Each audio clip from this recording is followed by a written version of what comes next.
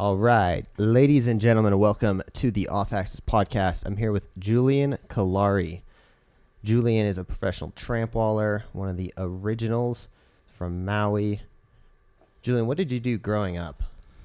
Well, I was lucky enough to grow up on Maui, first off, and definitely the jungle, the outdoors, hiking, nature, waterfalls, all those things had like a super strong influence on who I am as a person, but also like the type of acrobatics that I do in a sense. Yeah, you didn't have any like gymnastics background or anything, right? I did not, no. Did you play sports or anything growing up? Like football in high school and like baseball for things and kind of just the Hawaii Little League type of thing. I was always moving though. Like I taught myself more or less how to do like round offs and back tucks through different things, and sadly Hawaii didn't really have the structure for like team gymnastics on the island that I lived on Maui, but on Oahu and more of a city situation, it kind of had some trampoline things even I came to find out, but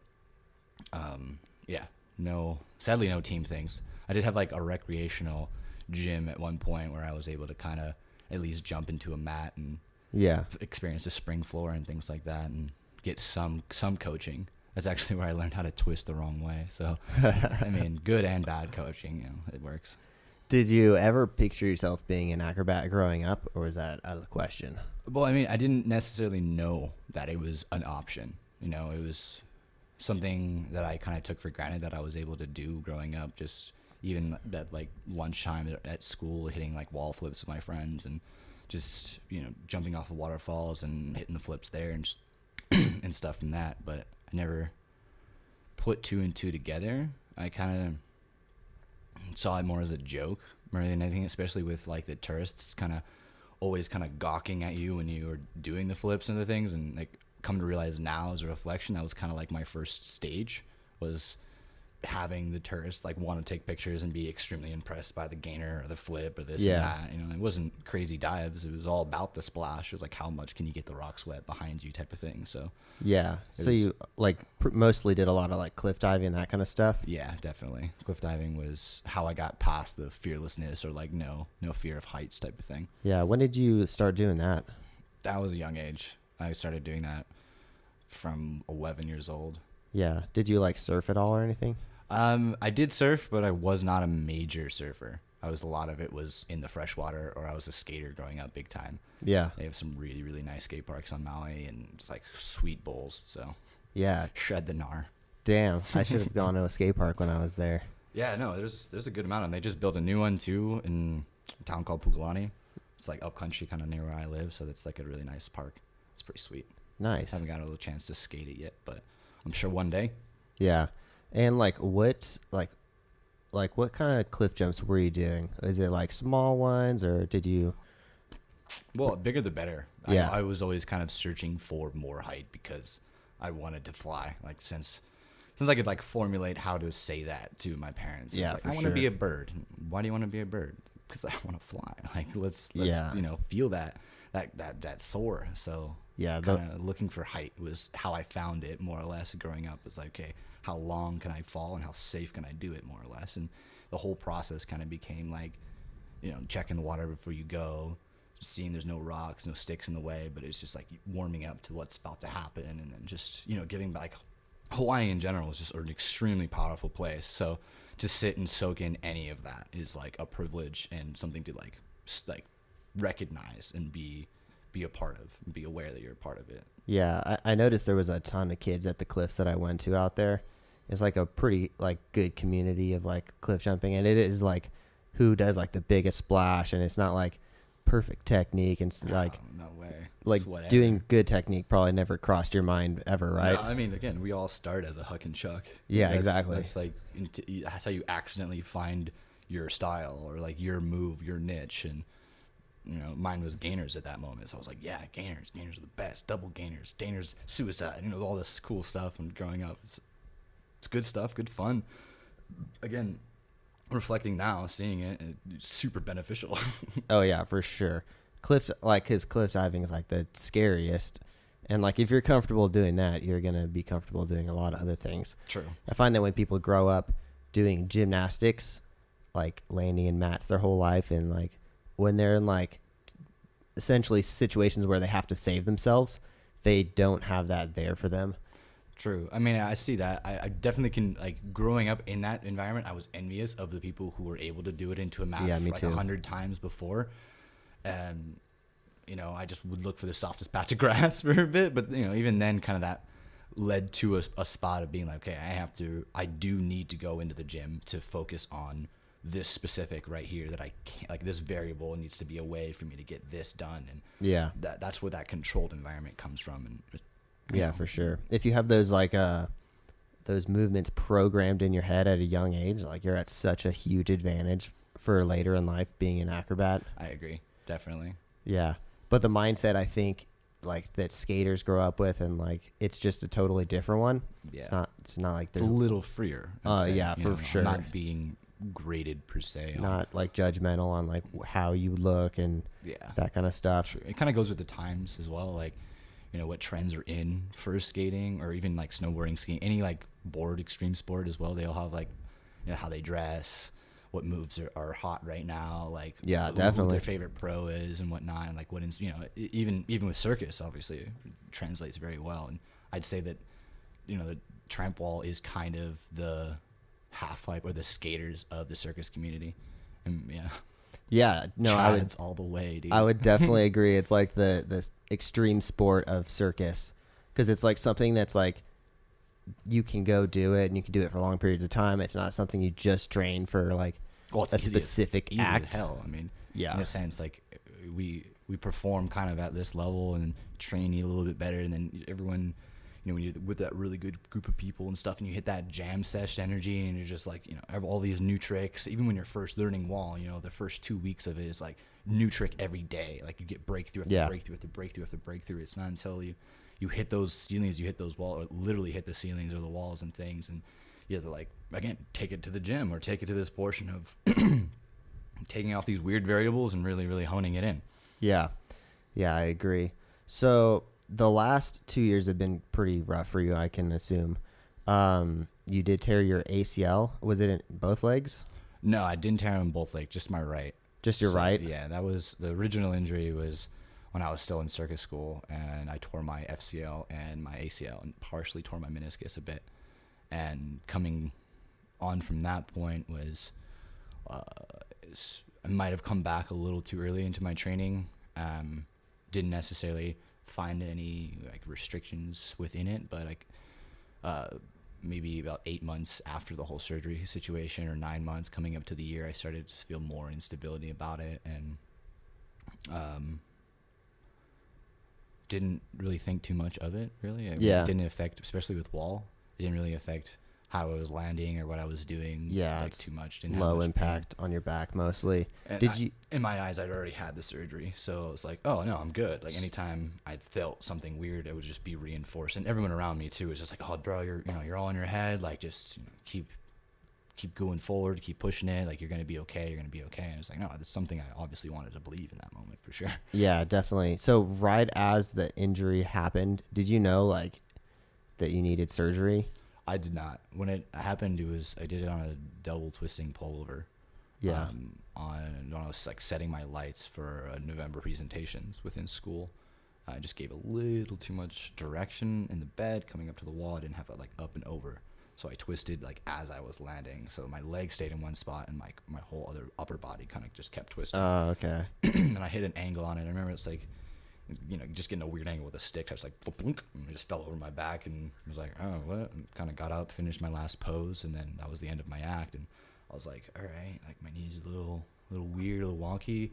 I'm performing later that night, so I go and drop a couple more times, and I'm like, okay, like, you know, it feels okay. Like I've never torn anything, so I didn't really have anything to base it off of as well. And were you able to perform later that night? I was not, no, because I went. We have physios on site at the school, so I went to the physio downstairs, and you know, he feels my leg, and he just instantly knew. He's like, no, your ACL is torn. And he goes and gets like the directors, and they're trying to like sort out what they wanted to do. I mean, who's going to pay for the surgery, all that type of shit.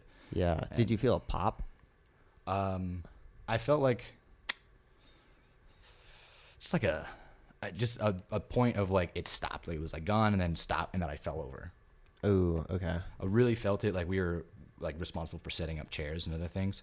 So when I was setting up all the chairs around, and I was like still in the mindset that I was going to be able to perform, like my knees kind of like little wonky, just feels weird. Yeah. I thought I was just like kind of swollen, but I was like, nah, I'll be okay. I'll be fine. Nothing to worry about. And I went and like stepped over a chair, and then my knee just kind of like did this nice little wobble and gave out. And that's kind of when it hit me of just like, okay, you know, maybe this needs a little bit more attention than I'm really giving it. And then I stepped down from that performance that night and just kind of looked for surgeons basically and flew back.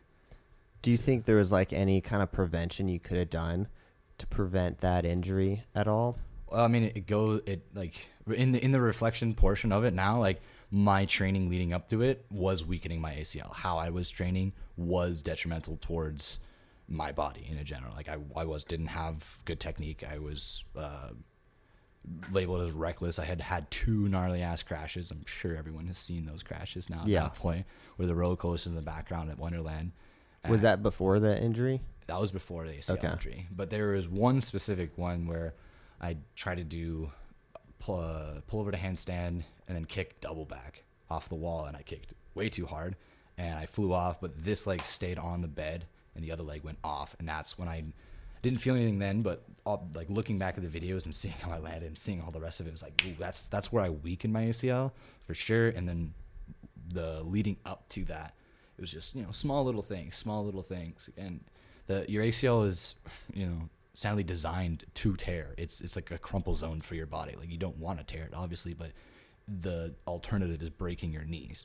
So, Yeah. I feel like as acrobats, generally, if you're not like doing normal workouts and stuff on the other side, like you're always going to be building like muscle imbalances because you're doing certain things a certain way. Like I got a hip overuse in my left hip because that was the foot that I would always do like the squat at the top of the wall with, especially learning you're doing a lot of squats because you're not making it to the top of the wall. Yeah, I mean, that's, I'd say specifically if you're only doing wall type of thing. Like, yeah. I mean, in all types, you can just kind of round that out. That just conditioning is key, obviously, for any apparatus that you're doing. And I had gone pretty strong into my flexibility, and like I have hypermobility that I was just born with. So I'm able to gain flexibility quicker than most, and I went really strong into my passive flexibility and really didn't kind of strengthen the muscles around to get that active flex that I needed to like hold in that position or like block the right way. So I was kind of noodly for sure. Yeah. Like that definitely contributed to my healing process, number one, but also like how my leg actually tore. Like, yeah, if you have too much like range of motion, your knee isn't like strengthened in well, that if you don't know how to position. use it in the sense, well, you know, range of motion is always good, but having the support to go to that range is just as important, if not more. Yeah, for sure. Like you don't want to just sit in a split machine and then get the splits, but not have the muscles to actually go to that position. Exactly. Like if you couldn't hit a split unless you were in a split machine, probably be some trouble. A little bit. Yeah. Like what did you do? So this was about 2 years ago or so that you had to get the surgery? Well, this was, I mean, this okay, no, you had an initial surgery. I mean, okay, altogether I've had 5 surgeries. So okay. The past 2 were this time last year, basically July 2nd is when I had the ACL replacement. Leading up to that, like from when I had the injury, a little closer to the mic. When I had that injury, from my time in circus school, I left school from that point, and then I went into working with Cirque du Soleil on Curious, and finished my tour out with Curious, and I was coming back for my professional preparation program for TRAMPWALL, where I was training at the headquarters, and went through a medical check as well to come into training. And there was some attention drawn to my knee. So then they had me have an MRI. I had done a good amount of training already before all of this. And even when I was waiting for the MRI results, I was still training as well. So I didn't really think much about an instability or my ACL might be torn or this and that. Like in the back of my head, I was kind of like, yeah, it's probably screwed. But yeah, I think, well, I mean, we'll see. I was just as curious with MRI as they were type of thing. So then, but I just had finished 6 months on the net. So yeah, I wasn't too concerned, and I was like gearing up to go to Japan. So like just final little fine tunes and you'll be on your way. I was like, all right, cool. Like, let's, go through the motions, and ended up having a tear, like a full rupture in my ACL. And, hastily I made a decision to go to a different surgeon than I went to originally. And I try to stay like kind of within my coverage because surgery can be pretty expensive. Yeah. So I try to stay in state and in Hawaii. And, Hawaii Medical sucks really, really, really, really, really bad. So if you're ever in Hawaii, just hope that you don't get injured or that you need surgery of any of that kind. So I had surgery with someone on Kauai, and he actually ended up not messing up the surgery, but performing little bits of mistakes and overlooking some really strong details. So 3 months into my recovery from that surgery, I knew something was wrong, and I'm calling him like every 5 seconds. And again, everyone's really reassuring me again. It's all in your head. It's all in your head. You're all good. Don't worry about it. I'm just like, nah, something's weird. Like I'm in my body too, as much as I'm in my head. And yeah. So finally, coming back from that surgery, went to have my checkup with him, and he couldn't clear me. And then he's like, "Oh, in retrospect, we should have done this." I'm like, "In retrospect, like, what? What are you talking about right now?" And I was like, "That's kind of also when." It's like saying I fucked up. Yeah, no, this Dr. Ray's language for I fucked up and I'm sorry and there's nothing I can do for you. Yeah. And it was also a call for me to really start taking control over the situation instead of kind of leaving it for, okay, the specialist will help me and this, that. But, there's a lot of fear going into those things of like, what questions do I ask? What to expect? What's going to happen? In reality, they don't fucking know. They have no clue. You're a different person and they're trained to do it this certain way and things. That's, why sports medicine even exists. So, yeah. Sadly, I had the surgery with this guy, and he messed it up, and went through 6 months of recovering for no reason. Then, luckily, I was able to get back with my actual sports medicine specialist, Dr. Robert LaPrade. Shout out to Dr. LaPrade; he's the best. If you ever need ACL surgery, that's where you go. He basically made the techniques. Yeah, was that in Maui? That was in Colorado. Oh, in Colorado. Yeah, so ski country too. It was in Vail. Yeah, for sure. That's where he was practicing at this moment. So then I had another consultation with him, and it's like, oh, hello again, blah blah blah. Talked about the previous surgery, and since my surgery at this point it had been now about a year and a half, 2 years, they had already developed a new type of technique for this specific surgery that I needed. So I was like, oh, perfect timing, let's go. Yeah. But I was born, my bones are just how my bones are, but I had a 14-degree slope in my tibias. Both of them have it. It was just how I was born. It kind of goes along with the hypermobility of just how my joints move and things. With my own tissue, I was able to stand, and it would go in that pocket and then be able to come back because it's my own tissue. Yeah. But that was also a good root cause of why none of my ACL surgeries were actually sticking. Was as soon as I would stand up or put weight on it, then the ACL would stretch, and it would stretch and heal in that stretch position. So it wasn't really doing its job fully. It was just kind of there. So that was addressed there, and that was when the surgeries took like a pretty large turn, and I had like a high closing osteotomy, it's called, where they literally they cut out a piece, like a wedge of your bone, and take your tibia from the slope that it has and bring it back up to zero. Yeah. And that was gnarly. So they took out all the mistakes that the previous doctor had done, all of my hardware, prepped my bone. I have like Ausgenschlager, which is another little thing that your knee kind of grows a certain way when growing up. So they had to like shave my bone down and put a bunch of staples in it, cut it in half, and then drill it back together. They sent me the screws, actually, but I had like deck screw size inside of me, and like just gnarly staples as well. So like that one was probably the hardest surgery I had to go to, because it was 90 days afterwards of non-weight bearing. So I was not allowed to move, and it was like imperative that I didn't move. And it was like, okay. So were you in a wheelchair? I mean, in the beginning I was, yeah. But it was toe touch. So I was able to like put my foot on the ground, but absolutely no weight. And I was like, again, stuck in that thing. It was like, no weight, no nothing, no fear. Just stay in the bed. So mostly just crutching around for a while then? Tried to, yeah. Definitely tried to. I mean, luckily I was able to still keep a physical like outlook on a lot of things leading up to this surgery. So I was fit enough to be able to do that. So, I mean, crutching around wasn't too bad, but crutches for 90 days, anything for 90 days sucks. So not being able to walk or any of those things, my right leg atrophied, my butt disappeared, all the rest of the things. I was doing like 25 pistol squats to even take a shower on my left leg. So it was just, it wasn't fun at all. Yeah. So is the recovery mostly like doing a bunch of different kinds of squats and stuff? Well, from the osteotomy that I had, where they refixed my bone and took all my hardware out, then it was a 6-month healing process of the 90 days non-weight bearing, and just not having an ACL. So being really, really cautious about not doing too much and always wearing my brace and all the rest of the things. So then coming back from that was then now, okay, we put the ACL and all the tendons back in now that your bone is ready. Oh, that's crazy. To accept it and whatnot, like have enough bone for the grafting and all that junk. And that was last year, July 2nd. So now I'm coming up again. I was projected for like 10 to 12 months of recovery time before I was able to really come back to training. And I just hit my 11-month mark. So nice. Yeah. July, I'll be able to kind of start ramping things up a little bit, especially when it comes to wall. I'll kind of try to take it easier more when it comes to teeter board or straight tramp and things. But yeah, that's kind of where I'm at now. So are you able, like now at 11 months, are you able to run, do squats and stuff? I am. There's a huge underlying thing is like I could, but I shouldn't. Yeah, for sure. Like I could sprint across. I could probably outrun something, but it's not necessarily a huge like reason to at the moment, unless I'm like outrunning something, hopefully. But yeah, I mean, my own physical therapy is like a lot of different squats and stabilizations on balancing on things and half balls and Swiss balls and rubber bands and all the rest. Yeah. So you're done with surgeries though, like you're good now, right? I'm done with surgeries. That's gotta be really good. Even if they want me to do another one, I am done.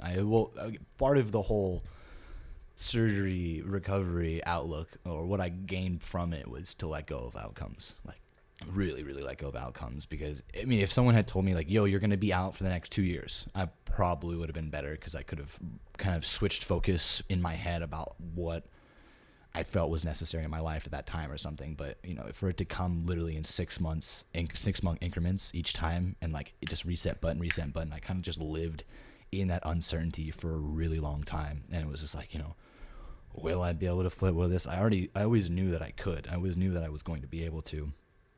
But when a lot of that confidence is from like an outside source of someone literally giving you the okay to do so, it's hard, because that's, again, the outcome that I was really, really attached to. I was like, please give me the paper that says I can go back to work, you know. But I can't care anymore, and I'm okay with not caring, and it feels so much better. Yeah. Did they have you on kind of like any supplements, or was there like steroid shots or anything like that? No, I wouldn't do it if it did. No? No. Huh. I was on painkillers and blood thinners. Probably need those. Yeah. I mean, they were worried about blood clots because I went from like a really, really high activity level to really low activity level. So yeah, I could see that. Yeah, blood thinners and painkillers, those are gnarly. Withdrawals from all that stuff was disgusting. Yeah. So yeah, don't wish surgery on my worst enemies. Yeah, I bet. Don't really have any, but still, no one should have surgery. Uh-huh. Yeah. Well, other than that, like, what was your experience like working with Cirque du Soleil? Because this all happened when you were working for the show Curios on Acronet, right? It did, yeah. That was as I finished my tour on Curios, it was kind of all started coming up because of the medical exam. But I mean, working for Cirque was a highlight for sure of acrobatics. Like being being able to train on the net, perform in the net with those people, like, you know, some of the amazing world-class acrobats on. You know, you can't do that anywhere else. You can't find a net, really. I mean, people are starting to build them now, but at that moment there was like none. So to be on the net was super, super cool. Cirque in general is a really great company. They were super like inviting for me to come in there, especially for the headquarters, and like integrating into the show was an extremely fun experience. Like I went to school in Quebec, so I like being in Montreal was like relatively familiar for me, and seeing a lot of familiar faces around that area was super cool. And just being able to learn in a new environment and like be hungry to learn was really fun. Definitely. Yeah. Where was the tour at that you did? I did for Curios. It was in Canada, North America. So okay. It was Winnipeg, Edmonton, and then we went to Oregon to Portland. Yeah. That's a pretty cool tour though. So when you're doing that show, do you only do the acronet, or is there other character work and that kind of stuff that you have to do? In that show I played 3 characters, or 4. There's like a little robot costume for like the awakening while everyone's taking their seat. Her name was Plunger. I was Plunger. I was also like the Voyager, which is kind of like the regular look when everyone like the curious look with the mask and the bullet hat and stuff and the suitcase and the old timey look. And then I was the fisherman right before we get onto the net, and as we like enter onto the net, we're like the fish pretending to be fishermen type of thing, and then I was a fish, the flying fish on the net. Yeah. What kind of skills were you doing on the acronet? Well, there's a bunch of different tracks, of course, like all kind of like CIRCUS, ensemble, acrobatic acts, kind of all everything has like a track, like track 1, track 2, so or version 1, version 2 type of thing. So when I first got there, there's a track where you legitimately just like kip people, and you're there to support the role, and you're pushing the bed and making sure that you can push these guys going super high and things, because everyone's got to work together and have like the same timing at every time and be able to like take bounces from each other, like the kill and build type of thing. So learning that was super fun. Again, like the net is like a giant web. Like you can feel everything from everyone, and just like being able to like when you get that really good kip when everyone's working together, like it really really transfers, and it's a really really great feeling when you're the flyer or the pusher and things. And it's not I mean, it can be pretty gnarly on your quads and things like that, but it was like you're always there. It was really fun. If you were bouncing by yourself on the acronet, would you be able to do anything, or do you need the other people? I mean, you could, like how it opens even, like when a person does like a backflip on it by himself and things, and you can't really get that much height by yourself, but it is possible. It's just like a really, really, really, really loose super tramp type of thing. Yeah. But also it's not comparable to a trampoline. Like I kind of went in with the idea that, it's just a big trampoline. Like, no, it's not. It's a net. It's its own thing. And you got to like learn how to do it. Like, again, kudos to the guys for really helping me out. Joe McAdams and Dave Locke and Natsu and all of them. Everyone, Ryan, really good dudes. Yeah, dude. So compared to like a cliff jump, how much airtime do you have on that? Like, I mean, a similar amount in a sense. Totally. I mean, you have the up and the down. Yeah. So I mean, the air that you got on it was it was good. It was a great feeling. Of course, going up there. Sometimes you get close to the grid. The lights are all there and things, and I never did the finale in the show, but like when training the net and things, like the rope ladders hanging above, like when it's put away and it's like super high, and part of it is like bouncing to like pushing each other to the rope ladders and stuff. So you go super high. I don't know exactly how high the Chapiteau, the big top is. Yeah. But the catwalk is right there, and on your level with it. There's some of the riggers are up there, like to bring things down or make sure the clouds aren't spinning when they go down and stuff. And at least like 30 feet, right? And shit. Like 30 feet probably. I mean, yeah, sure. So a little more than 30 feet, I think. Yeah. So like, what kind of skills are you doing? Like triple front flips and like. Mostly everything goes from your back, right? Everything goes from your back, except there's one image or portion of it where it's called motocross, where they jump from. There's 4 platforms all around the net. And then there's 2 kippers or 1 kipper as they go, and you kind of do like a nice big takeoff, and it is either 1 or 2 jumps, like a Branny double back or Branny double lay, or one track is just like boom, kip push, Branny out, or full in half out, kind of like whatever forward rotating trick that you do across the net, and then you're set up for the next kip, and it goes like boom, boom, boom, boom, boom. It's super. That's the only time when your feet really touch the net, or when we're warming up and stuff. What was like your go-to big trick if you were doing like the solo where you're getting double bounced? I did the half out, and I did half out pike, and I did half out. That's Branny. 1 flip, 1 Branny, Branny out, half out, and then back handspring to the next thing, and then I did Branny a double back lay across the net as well. Okay. In show, and then in training, you're allowed to do. There's a little more. That's like obviously where you go about like finding, like dialing those tricks in and things like that. Yeah. How was Maui during the last few months? Like when this whole quarantine hit, like, because I feel like when I think of Hawaii, everyone's pretty chill. So I can imagine people weren't like crazy freaking out like they were in California. Were the opposite of chill. Like, wait, we're supposed to be panicked? No, they were.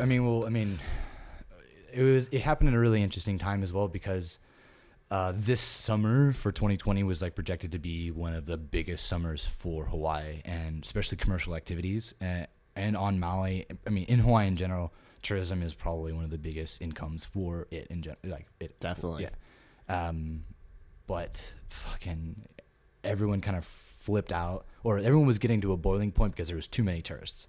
It's too many cars on the road. Traffic was getting ridiculous. All your favorite beach spots are completely covered in like illegal tours, and even some of the surf competitions are on private properties and properties that they don't really own, and all this other like just skeptical types of things. And so it got to a boiling point where people were like, no, enough is enough. And then all of a sudden the pandemic hit. So like, oh, perfect. No one's allowed in Hawaii. Like there was a huge campaign of like, go home, stay home, keep Hawaii safe. It was like, you know, it wasn't necessarily personally against all the tourists. It was like trying to protect the kapunas of all the old people who are, you know, possibly susceptible to the virus or being sick or all those rest of it. So it was like, we need to leave the hospitals open for the people who need them. And there's no point for you guys to be traveling during this time anyways. So they put like a mandatory 2-week quarantine for anyone entering the island. So you came there, all the other terminals were closed, especially Hawaii. There on Maui, we have our own international airport where like comes from all over, but they were only directing flights through Oahu, unless it was a Delta was the only one that was leaving, like direct and things. Yeah. And there's cops at the entrance of the terminal as you leave as well. And you come there and it's like, all right, where are you going? Interview, check up on you and stuff. So it was, I mean, they took it super seriously because of how protected of a place it is and how kind of more, you know, easy it would be to kind of lock it off. Yeah. But they were not chill. Everyone was really angry about everything. Yeah, I bet. I remember I saw a post and it made me laugh. You said there was a tsunami warning or something like that. and in the midst of all of it, there was an earthquake off of the coast of Russia or something, and we had a tsunami warning, and like even the newscasters were just like, and now there might be a tsunami. We're like, oh, cool, 2020. Exactly. But luckily, I mean, the tsunami warnings on Maui is kind of like people take them seriously like 30% of the time. Like we had like a scare like a couple of years ago. So up and down, it's kind of like a excuse for everyone to go party up country, to get away from the shoreline type of thing. Yeah. Wasn't there like a nuclear weapon or something like that? That was another thing. Yeah. The story was like someone sat on the button. I don't even know the official thing, but yeah. They sent out a text message saying that there was a nuclear weapon on the way. Ballistic missile. Oh. This is not a drill. I looked at my phone. I was like literally pouring coffee, and the alert, just like it was for the curfews or flood warnings in your areas or high wind advisory, blah, blah, blah. It was like, meh, meh, there's a missile incoming. Take immediate cover. This is not a drill. And I was like, what? And my first instinct was like, you know, it's the emergency line. So I was like, hey, this isn't fake, obviously, but like maybe it is. So I went and like turn on the news, and I would be like, it would be all over the news. Like every channel would be like, there's a missile incoming, but they were just still talking about nothing. So I was like, all right, I'm just gonna go back to pouring my coffee and this and that. And then maybe 30, 45 minutes later, they sent out another one being like, it was okay, like nothing bad. And I was like, I figured as much, but apparently like it was detrimental to other people, like in schools and other things. Or I mean, obviously. Oh, I bet if people you're like at lost school, their shit.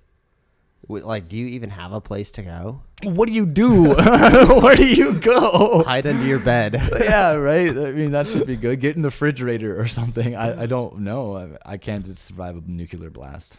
But luckily, that was not true, and we're still alive, and it was all good. Hawaii didn't have a ballistic missile incoming. So. Yeah, that's one of the good things about this house that I live in is I Right, do know where I should go. In a bunker. In the tornado bunker. If there's ever a It is tornado. pretty windy outside right now. But It's almost like we always have a minor tornado here. Like the amount of like dust storms and like mini tornadoes I see around here. It's also because there's not a lot around There's you nothing. too. Yeah, exactly. So that when the wind does hit that tunnel, it just goes this way. Yeah, when I lived in like Summerlin, which is closer to the mountains, I did not notice the wind nearly as much. And then I moved here. I'm like, this is like a huge factor I should have considered, especially when your tramp wall blows over onto your trampoline. Third day of moving in, I like put it up, and I was like, it'll be fine for a few days. I don't have the straps or anything right now, so I didn't have anything to do. You don't need straps, right, Tanner? Like, well, it was apparently so you do. It was strapped to the trampoline. Oh, okay. Well, that doesn't do anything. Yeah, no, not. It doesn't do anything. Oh well. Luckily your tram wasn't too damaged or damaged that bad at all. It actually landed perfectly on the frame to where, like, not even a tear on the mat or anything. Oh, perfect. Good. That's Yeah, good. there was only like one bent bar. Does it But- like throw you differently? No. I took it to a metal shop and they fixed it for Oh, free cool. real quick. Hell yeah. Nice. So it was all good. I got super lucky. I always thought if the tramp wall ever fell on the trampoline, that it would be like over. There would be no trampoline I mean, anymore. those legs are pretty sturdy though, which is good. Yeah, maybe if it was a foldable, it wouldn't have worked that way. True. I mean, I like the non-fold. It's definitely more solid. Yeah, Like you can feel the solidness of it, but it's not as portable. yeah. Or it's for portable sure. if you have the time to set it up. I think if you have the time to set it up, then it's like, yeah. If you have three guys who really know what they're doing, like for me, Max, and Dylan, on that circus tour, by the 8th week, we were Like dial it in for sure. we had a program, and it was set up within like 25 minutes. It'd go pretty quick.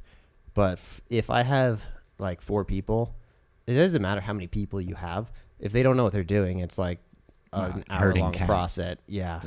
Yeah, we recently did a show, and they were like, all right, here, you have 10 stagehands. I'm like, I only need 2.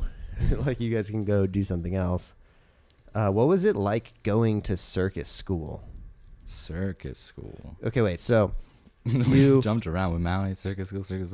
Yeah, I'm going to clip all these. So you went from cliff diving. What was your... Did you go straight to a performing job? No, not at all. So You went like, to circus school first, right? well, I went to first from realizing that I wanted to start circus or pursue acrobatics as professionally.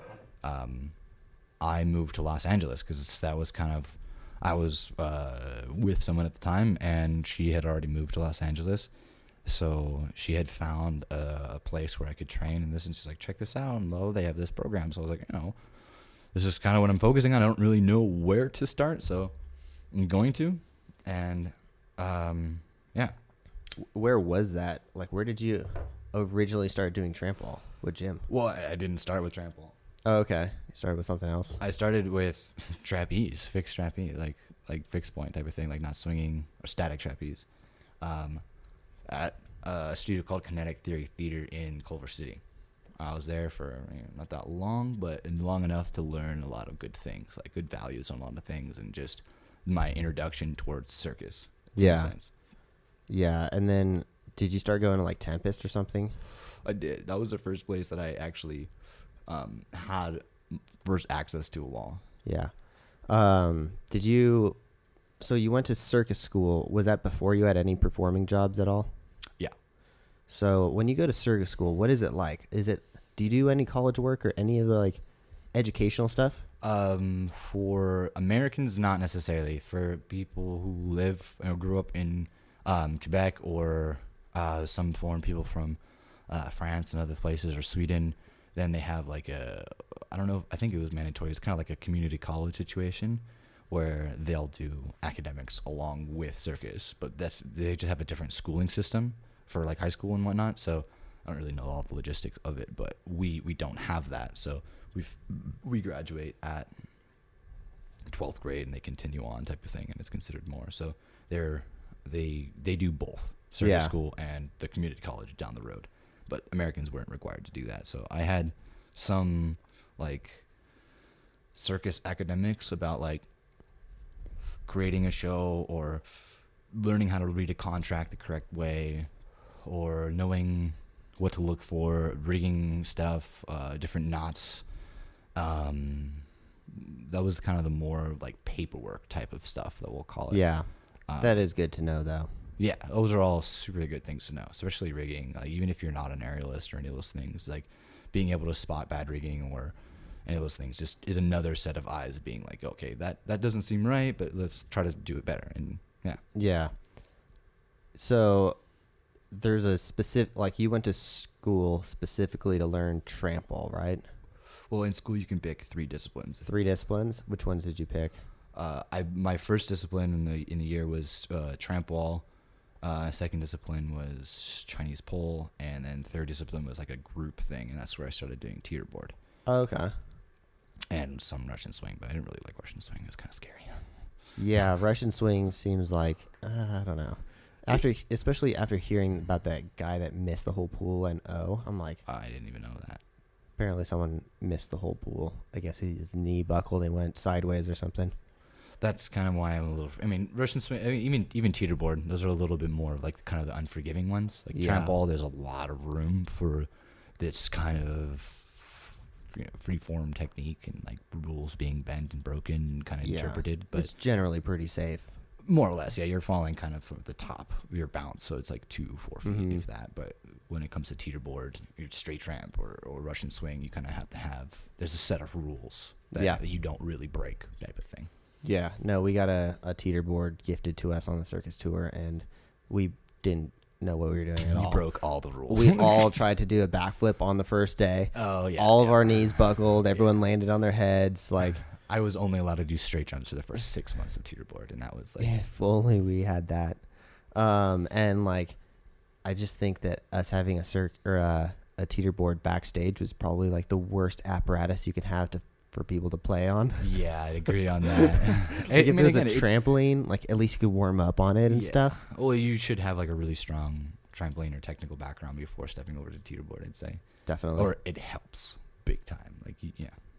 Yeah, I would agree. What do you think would be like a good background for TRAMPWALL? Like, I mean, I like the diverse backgrounds that are coming. They bring some freaking fire ass styles into it, and that's what separates wall from other things. Is that not all things? It gives it another category of like a free-form sense of acrobatics or a free-form sense of expression. Yeah. Which there's a good amount of apparatuses in circus that do the same thing, but TRAMPWALL has a different style of doing that. Yep, that's the beautiful thing about it. And like watching people, you can almost tell what their background is just based on the tricks that they're doing. Yeah, this is true. This is definitely true from a diving background or like a traditional diving background, parkour or gymnastics even, or just a hardcore tumbler, power tumblers. Like, yeah, definitely. That's the fun part about wall. Yeah, like ticks. Dylan Vance, he has like a diverse background, correct? He does, yeah. And you can tell like the way he twists, and all of his twists are really dialed, and like he exceeded in that category. His parkour stuff really came. He does too. Parkour too. It's like that's where he kind of started with it all too.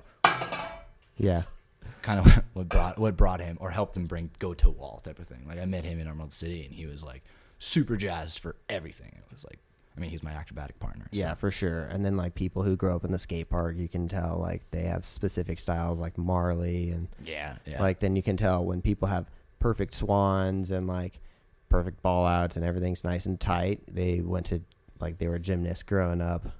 I mean, yeah.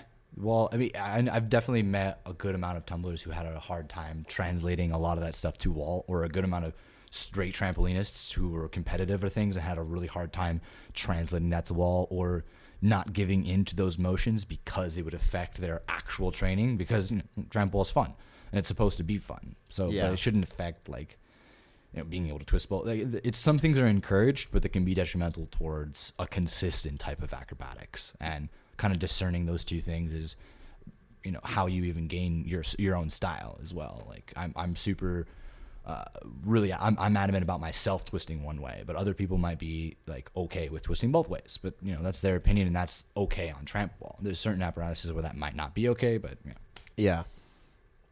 What other acts would you be interested in? Like if you could do, regardless, like forget your background, if you could pick like a few acts other than TRAMPWALL, which ones would you want to do?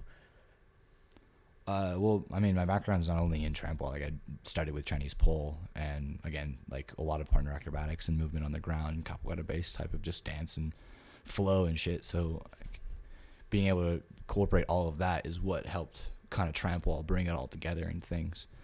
But an apparatus I would love to try with like just out of it. I mean, Wheel of Death looks pretty cool. Wheel of Death looks pretty cool and generally pretty safe. Yeah, but it's called the Wheel of Death. There's a good reason there's that name. Yeah, exactly. Yeah, we had a Wheel of Death in one of the shows that I did, but it would have to be set up really quickly on the spot. And sometimes like the cables would be too tight on one side. And one time it was like going almost sideways, like this off axis looking like circle. We're like, oh my God, he should get off of that thing right now. But it was off axis. Yeah. Yeah. Shoot, I forgot where I was going with that. I mean, yeah. Chinese pole is dope. Yeah. You've done Chinese pole on top of trampoll, right? Did they have that in Canada when you were doing it? They did, but I did not go on that very much. Like I did a little bit of stuff on the pole, but I mean, Manu and Sem Sando, they go from like in JD, and then they go from like the top into those tramps. Like they throw down. Manu is he's an amazing acrobat. He just gets it, you know? Yeah, yeah. Fucking dope. Dave, do you want to join the podcast? I gotta tell Itzel that I'm gonna. I gotta hug Dave real quick.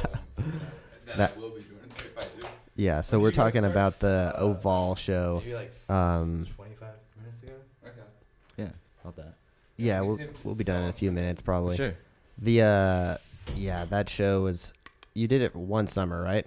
Wonderland? Yeah, Wonderland. Yeah, I did it one summer, in between school years. Yeah, and that's a really hard show. Yeah, no, for sure. It's like kind of like 8 boot shows a camp, day. you know? Oh, I mean, I'm glad that I did it. Oh yeah. Climbing up and down those ladders for each dive and things, and like they had more inkling to hire me because I wanted to do high dive and because I had that cliff diving background and stuff, but I was not a diver by any means. Like they wanted me to rip everything, and I'm like, put a knee, brother. Like, didn't quite translate in the beginning, but like, I honed it in. And the Crystal Falls dive one where that one was super super sweet. It had a fat slab of concrete right in front of it, so you could just send it. It was good. Dude, when I saw that was part of the show that I was doing, I was like, oh my God, I have to go on that. Like, please let me. And they did not want me to go on that. They thought I would get like too injured because of my bad technique and stuff. Yeah, that one's kind of rough. Yeah, I liked that there was a giant target in the bottom of it. Oh yeah, that was cool, because then you're like, oh yeah, there's the deepest spot. And that's what's up. And it was just huge. Yeah, it was just huge. Joining us on the podcast is Itzel and Dave. Hello. Welcome. Hi, thank you. I haven't seen you guys in a while. Yeah, It's been a so good good while. to see you. Oh my God. Yeah, so Julian just moved to Since Vegas like Mexico, 2 days ago or so. No, we saw him here. Yeah, briefly when I came to you last time. And are you guys moving to Mexico? Yes, like tomorrow. Tomorrow? No. Oh. But that's soon, like next month, or maybe earlier than that. Like Yeah. Next week's, yeah. So Julian moves here and then you guys move away. Just I running away. know. That's sad. But you guys no one's have ever to that come. far, Yeah. Yeah. And then Mexico is a great place to visit, so you guys can come anytime. Oh, perfect. We had Yeah. fun. I was actually, I was telling my new roommates about like just our time when we just like ended up in Mexico together and how fun that was. It was just like came in to rescue, and it was like, yeah, Dave, let's go to this bar. Like, bro, this girl's gonna hook us up with all the cool spots, smoke some spliffs on the way. Like, let's go. And I was like, this chick is awesome. I know, I met you in Mexico. That's true. It's so funny. I was just talking with my buddy Andres, and he was talking about like China and trying to get acrobats over to China for like 6 months. Yeah, all their shows are open right now. That's Like they're the only ones with an open market. So he was talking about like, trying to sign people for like 6 months, and I was like, that's smart. I feel like people would go to Asia for 6 months, but past that, if you're looking for a year-long contract, then you're going to have to look at what Hoya's doing for rotational systems between disciplines. This is true. Then it would make sense. Like then if you had a rotation system, it always makes sense. But you gotta have a team. Like the Hoya team on down there they're tight. They're tight. But Acronet's pretty tight now too. Yeah, that's true. Yeah, you guys both did Acronet. Yeah, we were there. We were there at the same time. Bro, Only once or twice, but True. We had the same fish. At one point, we had the same track, so it was like, "Oh, you do it tonight, I'll do it tomorrow night," type of thing. But so, did we ever do it in the same night? Yeah, they gave us a couple times. Ooh, yeah. A couple times in the same night. Nice. Trainings, yeah, I remember that. That was really good. That was fun. I Perfect I timing. trained Julian. That's like We shredded the peg. yeah, that's like the big air ramp of like acrobatics or something. 100. Like if you get to, Yeah. hopefully one day I get to do that shit because it looks super fun, like cliff diving but better. Yeah. Yeah. I've been talking about trying to recreate it with smaller trampolines, like to instead of doing a lot of people like specifically the idea of the messy net came up. And I was like, well, you could kind of just cheat the messy net if you had 3 trampolines that could move. And you could like stage them. It would be awesome because like the trampolines could take all different types of configurations. And if you have good enough trampolinists, like you can put gaps in between the tramps as long as you know that they're going to stay constant. They're not going to move out from under you. True. But you always can, check the tramp's still there on top of the wall. Yeah. But I'm talking about like tramp parkour. Like you can clear almost 15 to 20 feet in between trampolines, especially if they're catching you long ways. For sure. And if you have something to interact with, even better. But you can cover like 80 feet of distance way faster than anyone could. True, but like you got those balls, and that's a lot to hit. Like going over a gap, like I remember like when we were training down in Mexico, even like you were jumping off the cheese mat over the trampoline into the next one back to the wall, and I was like, nah, I'm good. But really, the cheese mat is what made it safer because trying to run off of the other wall, you'd have way too much angle. No, it cranks your neck. You got to get that extra meter. And even then, I would have taken it from higher. Oh, totally. And higher. But then that's why the tramp, you want to turn it to long way so you can like send it, get deep, and come back. We hit that. I mean, jumping over the railing, we were doing a little bit of that shit too. Yeah. That was a fun stash. Yeah. That was at Woodward in Mexico, right? Yeah, right at the Hard Rock. It's fun. They don't treat us very like they didn't really like let us jump for free very much. No. They always like wanted to charge us, which is like true. But we had fun. You want to get everything for free though, Dave. Yeah, maybe. But that is me, Dave Locke. What do you mean you're gonna charge me? They use me on their social media. Yeah. They use me like I'm on. That was on one of their ads too. They should give you a discount at least. I mean, but they were just opening when you were there, right? Even more. That's what I was saying. Even more of a reason for them. They were like, it was like empty. There's a couple of kids, mainly skaters too, and things. Yeah. I mean, now I'm sure. I mean, I haven't been down there in a while, but I'm sure it's taken off to a different sense now too. Yeah, I feel like if gyms are gonna use you on their social media to promote their business, give me a discount. Like at least a discount. Give me some shoes. Yeah. I just talked to Explozone today, and the guy said that like they put better beds on there, but they have like 4 or 5 tramps in a row, which is the only reason why I want to go back. And he was like, yeah. He's like, I'll kind of hook you up. Just talk to my manager. Tell him to. Okay. Here in Vegas? Mm-hmm. Yeah, that place is crazy. It's got such a cool setup, but the tramps when I went there were embarrassing. So, like, are they good now, or are they just slightly better than what they were? Because I tried to get my money back right away. I don't even want to be here. It really depends on what was the bad part about it. If it was the bed or the springs. If the springs, like he said, he got better beds. So hopefully that fixes everything. Springs are big. No. Good springs and a shitty bed does go a long way than a good bed with shitty springs. Yeah, for sure. The only shitty thing was that there was huge gaps in between the trampoline. I remember, you just talked about the gaps being dope. I know. That's practice. I know. But make up your mind right now. But the mix of having shitty trampolines with the gap. Yeah, of course. Then it's like trying. You're judging to go farther, and you're not gonna get that. Yeah, trying not to into clear a trampoline. I swear the gaps had to be like 3 feet wide. And then with the shittiness of the trampoline, I was like trying to skip a tramp. I like almost pulled out my back. Like, yum. Good stuff though.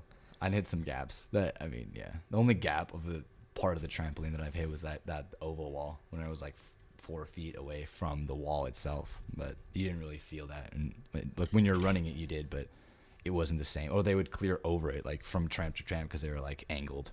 Did you see the session where me and Max were clearing the tramp at Circus Center? Yeah. That was so much fun, dude. That was epic. That was so much fun. That's good. I haven't gotten a chance to check out Circus Center yet. It just reopened. Yeah, they have some pretty good deals right now. Some like $150 for 30 visits or something like that.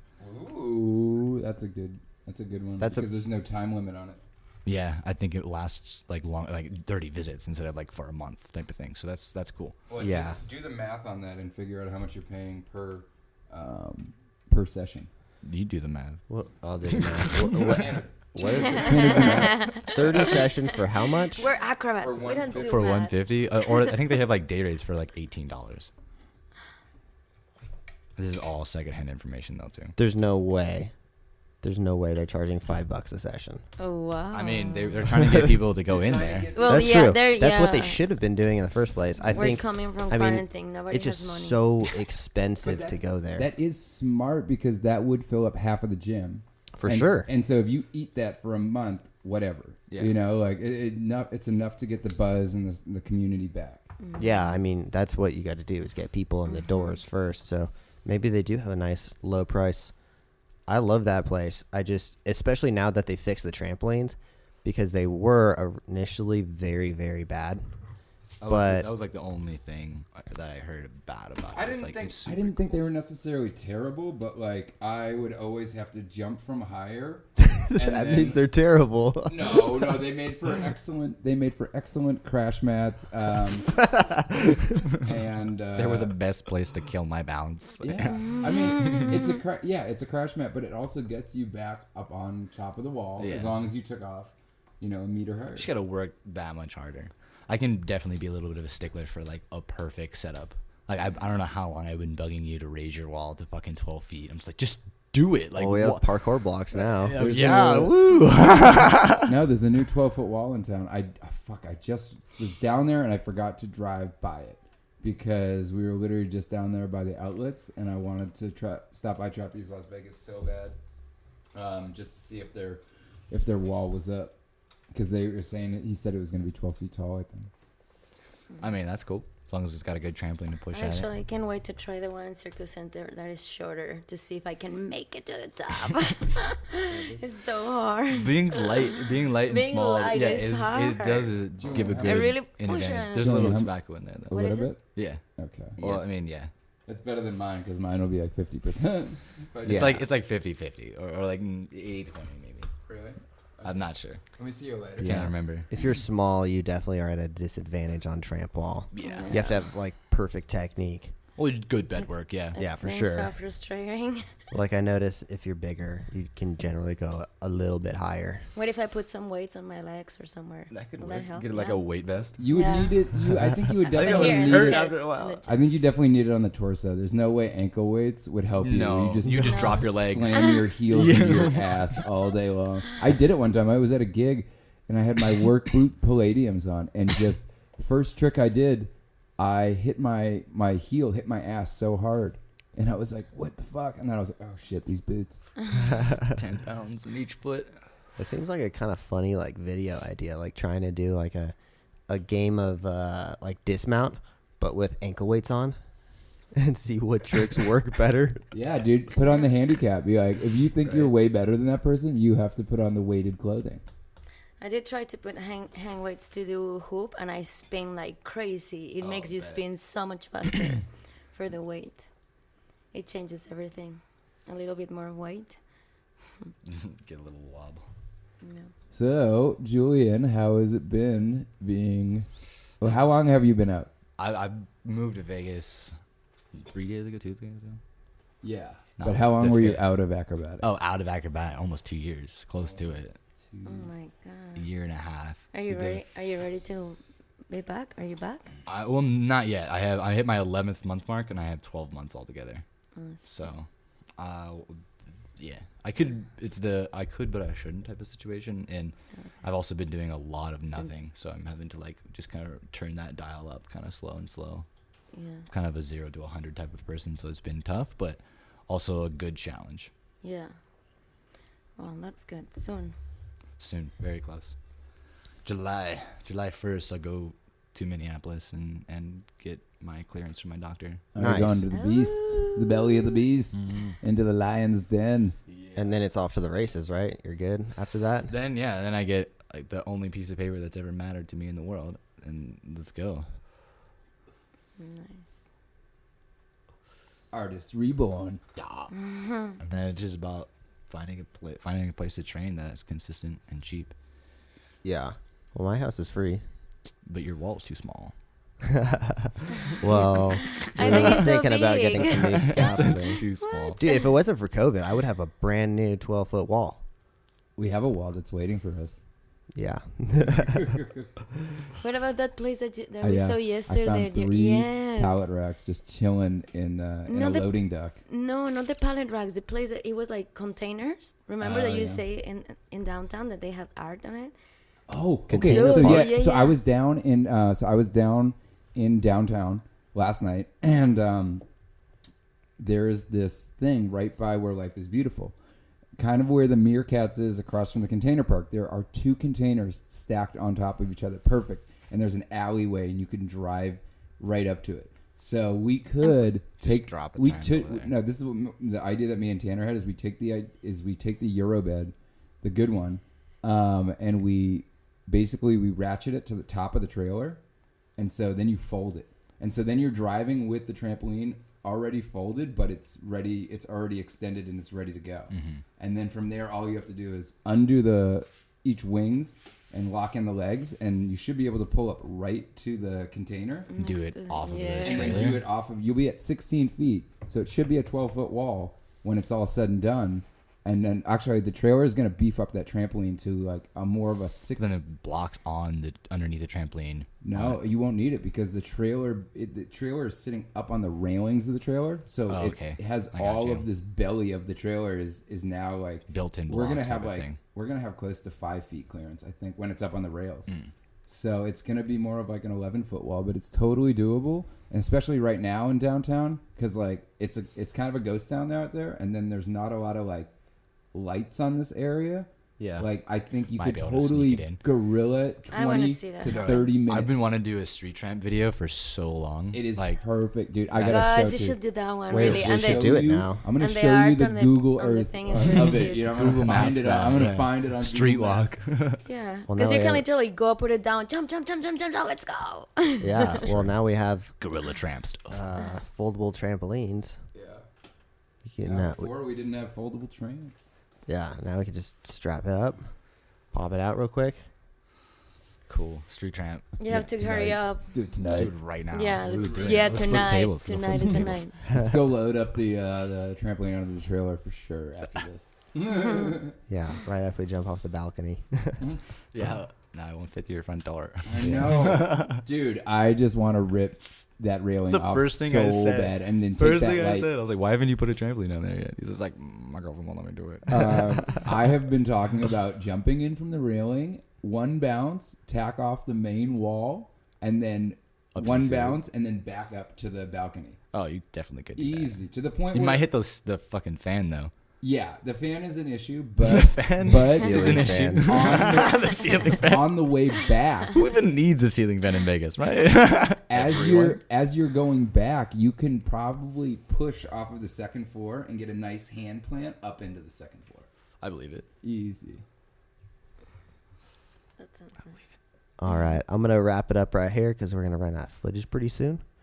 Thank you guys for watching. This is Julian Callari. How do they find you, like on Instagram? My name. Cool, Julian Callari, Itzel, and Dave. Thank you guys. We'll see you guys in the next Thank one. you. Peace. Peace. Peace.